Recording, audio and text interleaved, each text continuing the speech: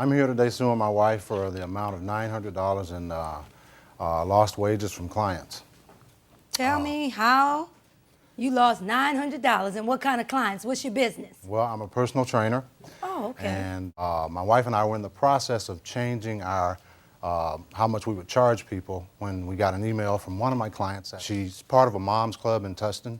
So she told people, the women, what we normally charge, what she pays. Her Now, friends who would said come to that her. to your client? My client. Trying yes. to help you get other business. Trying to help me get other business. Trying to Okay. help us get other business. And my wife sent her back an email saying that we're making changes and we're in the process of raising our prices. That was the first email. Then I was told that there was a second email that came where my client sent to another one of her friends telling her the same thing when my wife had asked her previously not to do that, to send clients to us. Why would your wife not want you to have clients? We were talking about changing the prices, so I don't think it was that she didn't want me to have clients. I think she was saying that let us handle the pricing for the clients and you just don't tell them anything. All right. Do you have some evidence for me? Yes, Your Honor. Okay. What you have? I have some check stubs just to show how we do our pricing. Okay, all right. So apparently if you're suing for $900, tell me what that represents so I can get the legal issue clear. That represents the loss of 3 clients that pay $150 a month, and so far it's been 2 months since they've been gone. Okay. What do you have to say, Natalie? Well, first of all, I was working a full-time job, and someone asked me, my husband had asked me to come home and help him with the business because he wanted my support. So therefore, he said, you handle all the computer stuff, you handle everything. He had told me when Susan had called him, you deal with it. So I was talking to her, working with the flyers. She sent me a flyer, and I didn't email her back telling her not to email the clients. I actually telephoned her and I said, thank you. Although we do appreciate your help and we're excited that you're helping us, if you can refer the clients to calling either Terry or myself so that we can quote them the correct prices on stuff, because with gas changes and everything, we are looking to upgrade our prices, you know? Natalie, what I'm confused about, and really Terry with you too, when I read all of the paperwork for your lawsuit, you made it seem like you lost the clients because your wife was jealous and she was running your clients away. I believe to an extent that has to do with some of it, because my wife does get very jealous, and when she sent her email, she was angry. And I mean, I'm a personal trainer. I work with beautiful women every day. Not to say that my wife isn't beautiful, because she is. She's gorgeous.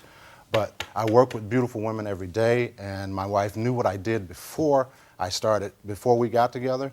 And now that we're together, it's a problem that I work with these women. And I must say that I have never, ever had anything happen between any one of my clients. Well, that's why I didn't want us to just talk around the issue, because that may be the heart of the issue. Because you said she was angry at the time. What was she angry about? No, well, at one point, one of my clients called me, and her office was going to a seminar. And her office got called in, and most of the people in her office couldn't go. So she was looking for people to fill the slots. She'd already paid. And she called me and she left a message on my phone, and she said, Terry, we're going to this seminar. I think it'd be great for your business. Can you sneak out? Now that word sneak out struck a chord. Yeah, I think Excuse me, Your Honor. It would touch a chord with any woman who hears a voicemail message saying, can you sneak out? Yeah, and I'm not saying that. I'm not saying that shouldn't be a problem. Natalie, I know you burning the talk, baby. Just give me 1 minute. Let me hear it from him. And she left it on there, can you sneak out? I took it that she meant, can you get away, because she knows I'm at the gym. At that time, we owned a gym. I'm at the gym and had no problems with my wife saying something to her, but not calling her back and telling her that, she just broke up our marriage. Where was the message left? And it was left on my cell phone. You all have, as a husband and wife, you all have an agreement that each other can listen to the other one's voice messages? I'm okay with that.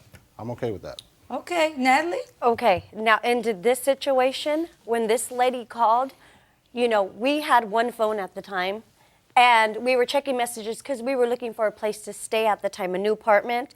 And so I was checking the messages, and the lady called and said, hi, Terry, this is whatever. And I was wondering, I have an extra ticket. I'll leave it for you at Wilk. I was wondering if you could sneak out tonight, and then after I can bring some of my girlfriends with me back to the gym. And I'm sorry, but by no means am I okay with some woman calling my husband up and asking him to sneak out at night. And if I have to call her back up and say, excuse me, but Terry's married, and it's not okay for you to call him. Okay, hold on now. Oh. Hold on, Natalie.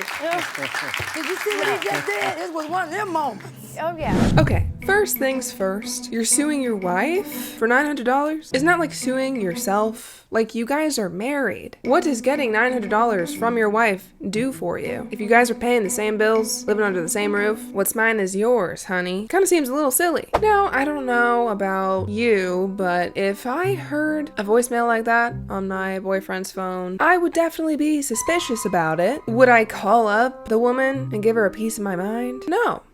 That is a bit unhinged. Would I immediately go ask my partner what the hell that was about and hope that he has a good enough reason for me not to freak out? Yeah. So clearly this woman probably has a bit of jealousy. But on the other hand, I do kind of get it. If your husband is talking about his job in terms of working with beautiful women every day, it's not exactly how you should be describing your job to your wife. Sure, it may be a fact that you work with beautiful women, but you're not supposed to tell your wife that.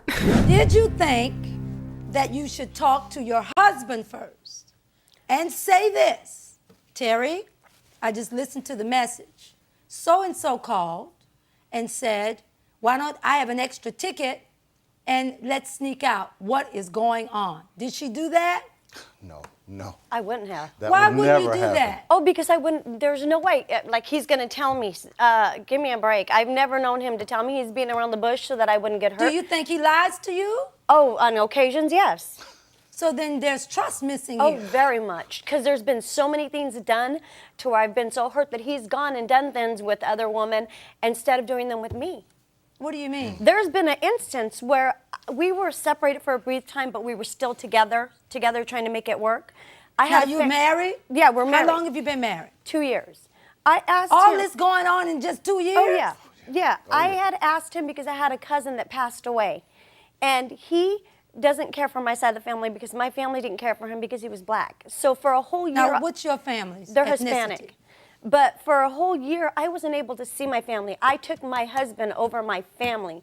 And at this point, there was a funeral. I asked him to take me because I didn't have a way to go. He, as far as, no, I'm not going. I don't want to be around your family. Instead of saying, I'll be there to support you. No, but a month ago, one of his clients asked him to take him to a funeral. Boom, he was there. Okay, you tell me that's okay. He was even a pallbearer for one of his friends' funerals. Give me a break. But he wouldn't so much as drive his wife to a funeral? No, you tell me where the justice is in that. You tell me where the husband is in that. He's studying to be a pastor. Where is the pastoral, where is his protection for Christ in that? Yeah. Sorry. But it just doesn't work for me. It hurts so bad inside all the time that he does that to me. It does, and I don't know how to deal with it anymore. Yeah. I don't feel the love from him when he does those things, or he allows his clients to tell me off the way that lady texts me. I feel like he should be there to protect me and be there for me. Why do I have to feel like I have to compete all the time? I shouldn't have to. I should feel like I'm number one in his life. In 2 years, when did all this start? This friction, because we got a lot of tension going on. It's been going on for as long as I can remember. From the beginning.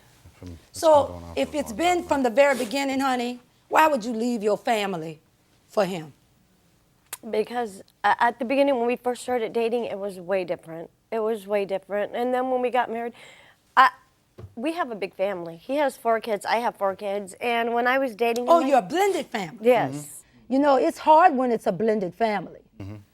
Particularly when you have issues where she's having to leave her family because of the race thing. Mm-hmm. But I think that you can tell she's hurting and saying she wants to feel like she's number one. Mm-hmm.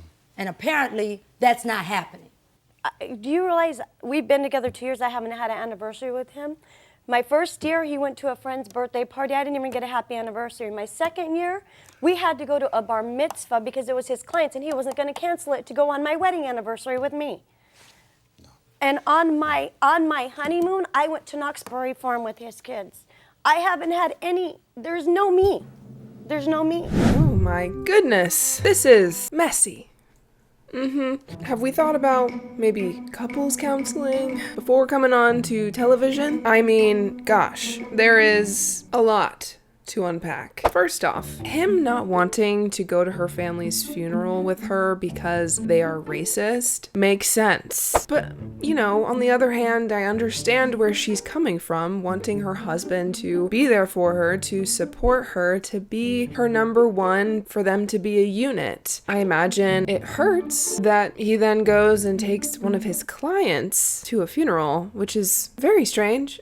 Like, why? They didn't have anyone else to take them to a funeral? I understand that it probably hurt her a lot to see that, and he should be understanding of that, but she should also be understanding of the fact that he doesn't want to be put in a situation where he's the only black guy and he knows everybody hates him. I feel like there's a severe lack of understanding on both sides of the aisle, and a very deep lack of communication and putting your partner first. If both of you are doing that, then both of you are going to have your needs met. How do you address what she says? The reality of it is, yeah, she might be a hothead. Yeah. She's needing to feel special. Right. What's happening? Where's the disconnect that you're putting the business before her? Because I'm not trying to put the business before her. I'm trying to provide for my family. What do you think about her need to be first in your life as your wife? Maybe I don't know how to do that and hold everything else together too. Maybe there has to be a line. It's really, to me, all about communication. Because he seems very solid to me. And Natalie, let me say this to you, honey. If you are with a man and you can't trust him, leave him. Period. You can't make somebody be trustworthy. We can't make him into what you want him to be. We could open up the lines of communication. Do you see what I'm saying? Your Honor, we've had communication. We've even went to pastoral counseling, and once somebody says something he doesn't like, counseling's over. He doesn't want to see that pastor anymore. Jesus. And that's just him. He's good for show and tell, but for really following through what he says he's going to do has never been. Natalie, you don't think you have some anger issues? Oh, I have a lot. I'm upset. It's built up. But now this is having an impact on the kids. I have, whose daughter here? Alexandra, that's... This is Lexi? Uh-huh. Why don't we get Lexi? She is 16, right? Yeah. Okay. Hello. Hi. I was reading in the file that you were coming to talk to me about what's been going on with the tension between your parents. Yes. What do you want to share with me? They non-stop fight. They always fight, Really? and I'm tired of it. My mom, she's very controlling. She is. She's very controlling. And is she controlling with you? Yes. So at 16, you're not allowed to go out with your friends or anything? Yeah. Why is that? My mom doesn't trust them. Oh, okay. How do you like Terry? I love him. You love him? Yeah, I love them, both of them.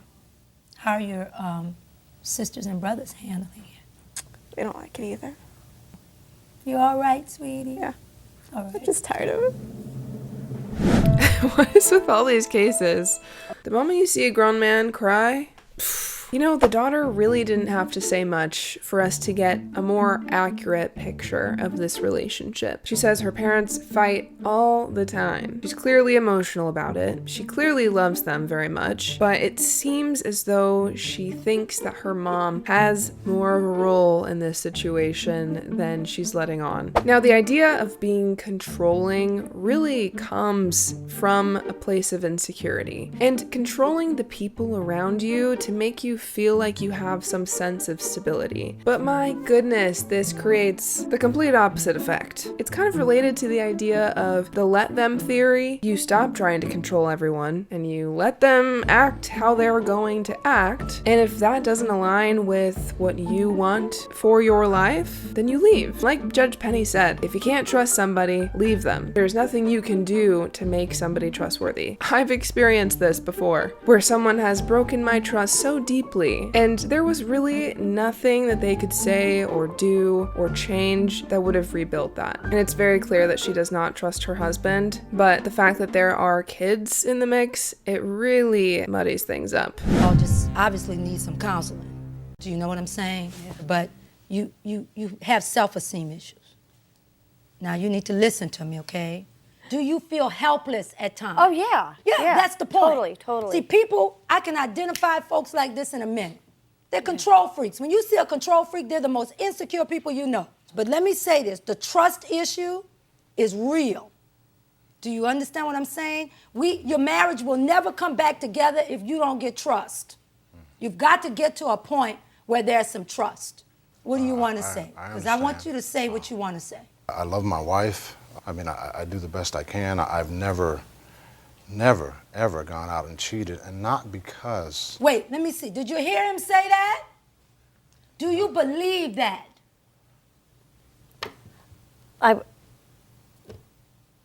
trying to. So you don't believe it? No, and like I said, there's things that happen that make me not believe it. On my anniversary, we're in a hotel, but his ex-girlfriend's calling her cell phone. How do I believe it? You know what I mean? How do I believe it? We got to get some boundaries here. That was a mistake. First of all, you're dealing with a woman who is terribly insecure. Yep. All right? And then on top of that, your behavior is feeding that and driving her insane. But X ought to be X's, meaning they ought to be out of the picture. It's called respect for your wife. Do you see what I'm saying? Yes, I do. I do see what you're saying. Because in your demeanor of being calm, there's a passive aggressiveness about you. And to me, what that means is you feel you can justify everything that you do, and you need somebody to let you know that you're constantly crossing a line.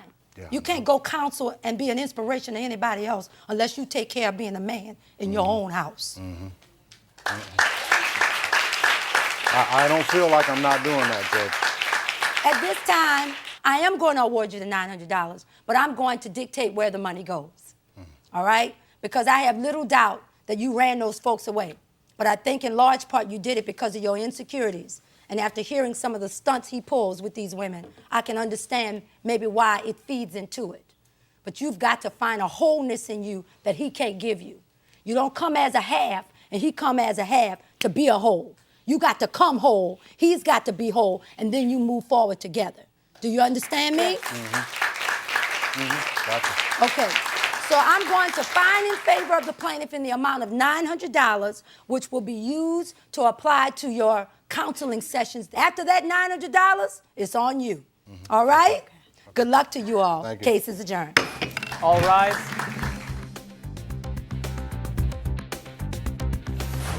Still to come, what happened after the judge's verdict? I feel like, you know, I'm a good husband. I think that, you know, there's things that maybe I need to learn, but I'm not a bad husband. I want to make changes. I want my family to be whole. I love my husband.